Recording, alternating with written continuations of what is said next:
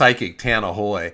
And if you'd like to learn more about me, you can visit my website at www.tanahoy.com. That's TANAHOY.com. In this video, I'm going to talk about a soulmate definition that I like to use to help people to understand what is a soulmate. And stick around to the end of the video. Don't skip ahead, because I'm going to share some very powerful information, because at the end, I'm going to share with you a technique that you can use that will help to draw your soulmate into your life if you're looking to meet one.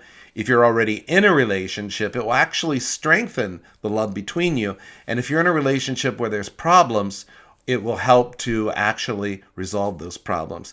And it can even help to bring your ex back, believe it or not. So stick around to the end. Make sure to watch everything, because it's all important for understanding the technique. A definition of your soulmate that I like to use is that your soulmate is the man or woman of your dreams. He or she will, when you meet, your lives will come together and seem to flow together almost harmoniously, naturally, and seemingly effortlessly. Now, if you understand love like most people, you know that love is one of the most beautiful emotions that you can ever experience. And it's like a two-edged sword, because on the other hand, when love ends, it can be the most powerful, heartbreaking emotion that we can experience. And it's important to understand that a soulmate love, when you meet your soulmate, the definition that I was talking about is very, very true. Your lives will flow together naturally, harmoniously, and seemingly effortlessly. But most people have never had a soulmate relationship.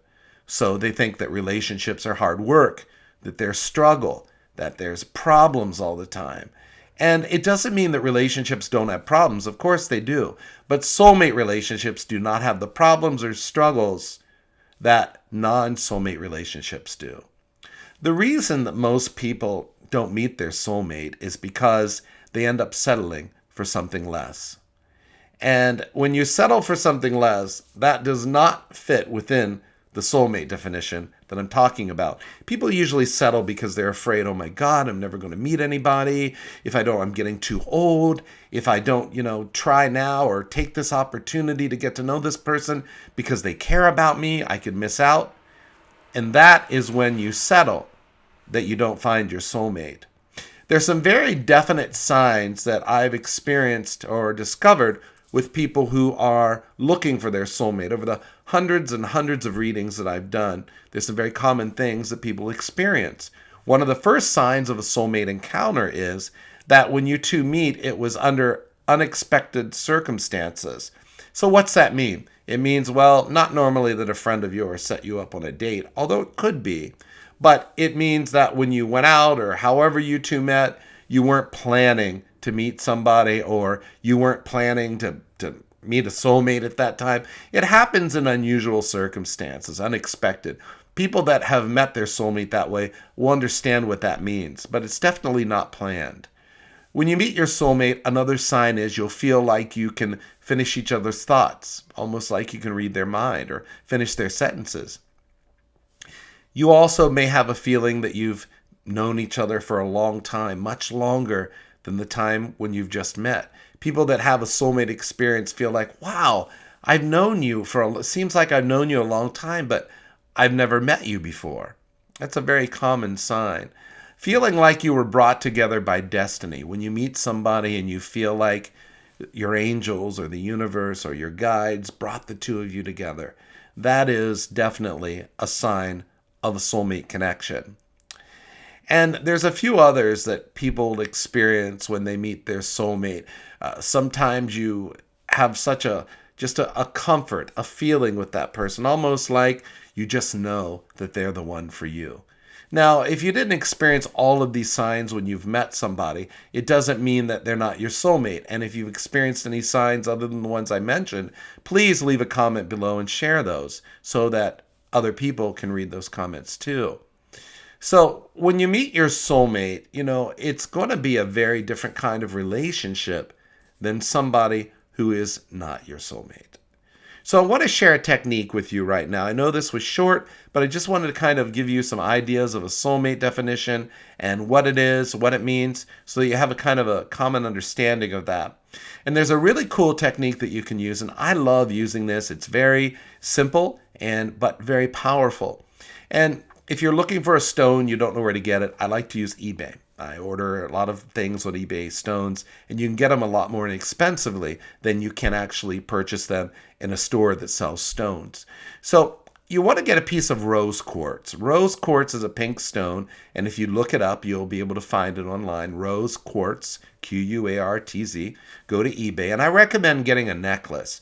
Why I like to use necklaces, because when you wear a necklace, the necklace will actually hang right here, which is where your heart chakra is, right above your solar plexus. You can't see that, but right here, about here is your heart chakra.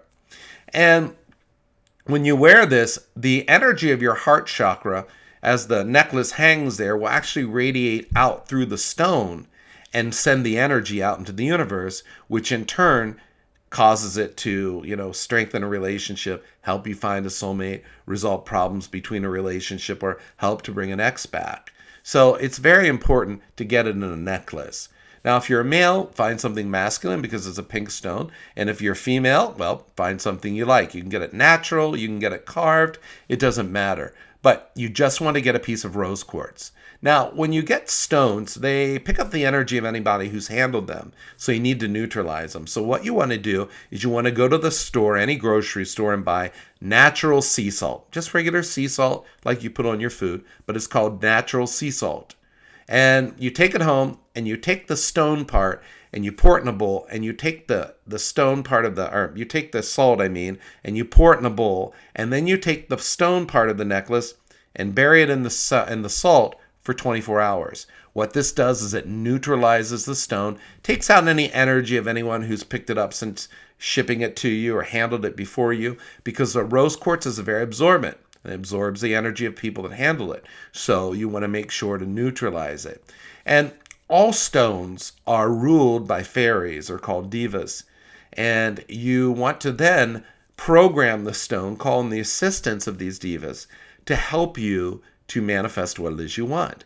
So the way you do that, you're going to program it with your thoughts. So after you take it out of the sea salt for about 24 or 48 hours, you take it and you place the stone between the palms of your hands, just like this. And then in your mind, you're going to program it, and you're going to say to the stone, I need your powers and energy to help me to manifest and draw to me my soulmate. Or you could say, I call on the powers of this stone to help to strengthen the love between me and so-and-so. Or I call on the power of this stone to help resolve the problems in love that me and so-and-so are having. Or I call on the power of this stone to help bring so-and-so back to my life if it's for my highest good. And if you're doing this to bring an ex back, you always want to end with, if it's for my highest good. Because if you don't, and you draw them in your life against their will, then it's bad karma. So if it's for my highest good says that the universe will bring that person back if it is for your highest good. So I hope that you've enjoyed this. I hope you understand my soulmate definition that I've created. I hope it makes it clear for you. And if you would like to learn more about me, please visit my website. There's a link below here, and there'll be a link at the end of this video. And I want to thank you so much for watching this video. And please, your comments and your likes are very, very helpful. They show me that you enjoyed the video, and they also help me with the video too. So thank you, and I'll talk to you soon. Bye for now.